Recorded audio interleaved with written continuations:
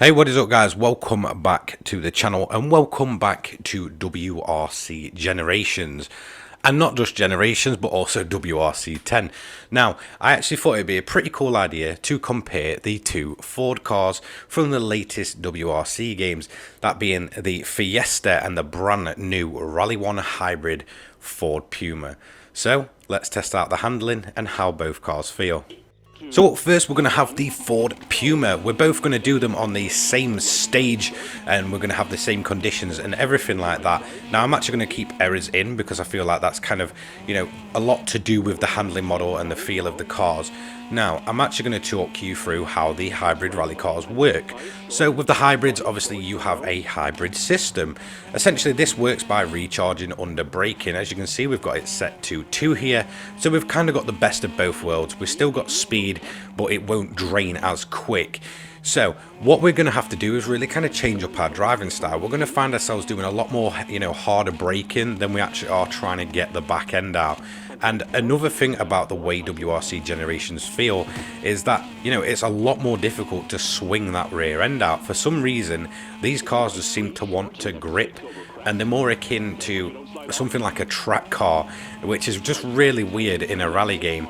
It does kind of take some getting used to, and I think with a bit more practice you can probably learn to just swing the rear end out whenever you want.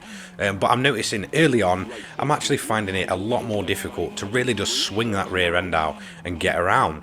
But then at the same time it's kind of a good thing because I'm constantly on hybrid charge, which is what I want. The acceleration of these Rally 1 cars is absolutely incredible. Also, with WRC Generations, the cars seem to feel much more weighty. I didn't quite realise just how weighty they actually were. I'm not saying they're kind of on the level as a proper simulator where, you can absolutely feel a ton of weight.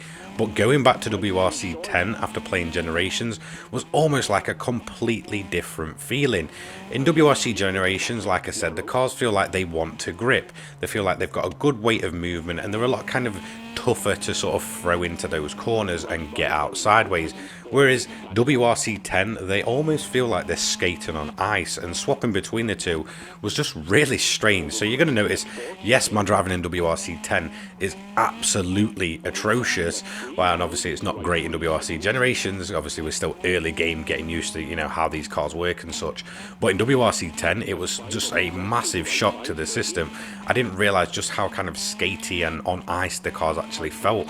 You feel like they're constantly trying to get sideways. You feel like there's no real weight to them, so you're sort of throwing it in and all of a sudden you don't really know where the limit is because like I said, the weight and the feeling just isn't quite there.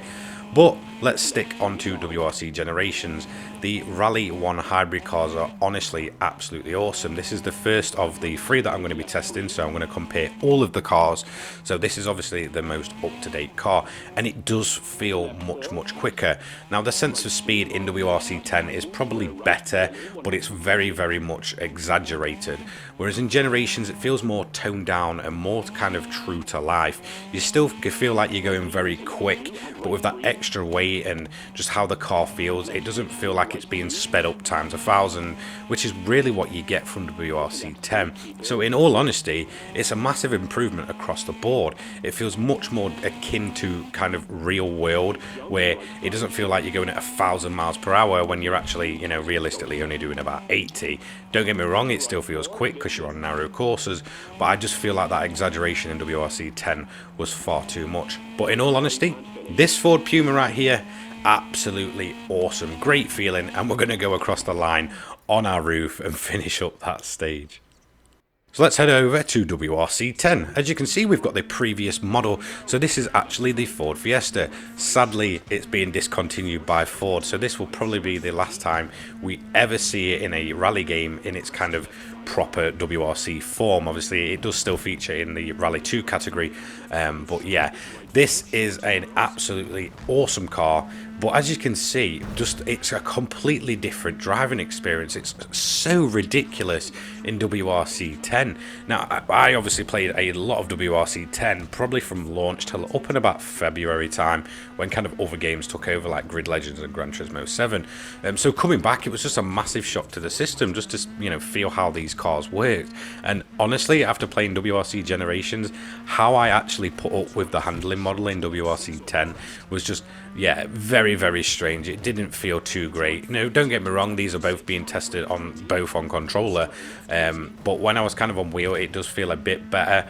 But honestly, on controller, this is the most floaty feeling rally game I think I've ever, played. And as you can see, I'm just struggling constantly just to get a feel for the car. Everything feels so sped up and exaggerated. And honestly, the footage just doesn't quite do it justice. It feels like you're going a million miles per hour when, in reality, those WRC generation cars, so the Rally1 hybrids that we actually have, feel like they launch much quicker. But it doesn't feel kind of so sped up around you. It's just really difficult to explain. And I feel like with the driving just feeling a bit more precise in WRC Generations and a bit more weighty, you're less prone to big accidents, whereas you're going to notice all the way through this WRC 10 run with the Fiesta, just the absolute ice skating this car does was just really off-putting. Like I said, I tried to keep it as real as possible, so I actually went from, straight from Generations back into WRC 10 for that, instant comparison and feel, and it was just, like I said, absolutely, it really, really weird, especially in this Fiesta. I actually found the Fiesta probably to be the worst of the three main cars that I've gone back and tested in WRC 10. I don't quite know what it was, but in general, let's be honest, both games look great. I actually feel like WRC Generations is actually quite a bit of a step up just in terms of the way the stages look, and it's really hard to convey that in a video, but when you actually go and play it, Generations just feels much more smoother. It feels like everything just looks that little bit better and kind of just stands out a bit more, whereas WRC 10 just feels quite a bit dated at this point. I feel like don't get me wrong, Generations isn't a console pusher or pushing the boundaries of graphics, but I don't know, it's just really strange. I mean, you guys can let me know what you think, but going through the same stages in both different games with the different types of cars, yeah, I just feel like it kind of shows that as much as I kind of thought WRC 10 was really, really good when it released, that in reality the Generations just feels like a massive step up.